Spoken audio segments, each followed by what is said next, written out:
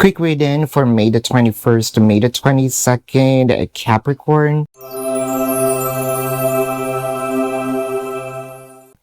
Your cards are the Eight of Swords, the Queen of Cups, and the Ace of Wands. This is letting go of the emotion, letting it flow. Not just letting go. This is more of flow, no, of the emotion. Pwedeng kinikip kasi natin, no, yung nararamdaman, or probably ito si person keeping their emotions from us.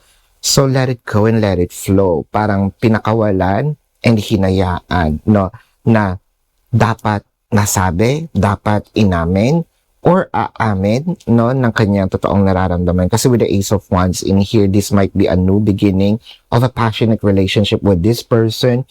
Or meron din naman dito sa mga singles na itong person na ito parang hindi lang ito yung gut feeling na pumaporma sa akin ito.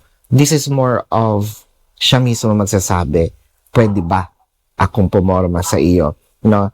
Meron ka ba? Single ka ba? Yung ganyan. So, nagpapakita siya ng interest, which is a sign of this person would love to have a commitment with you. This is your quick reading, Capricorn, for May the 21st to May the 22nd. My name is Daphne, but spirit calls me bye-bye.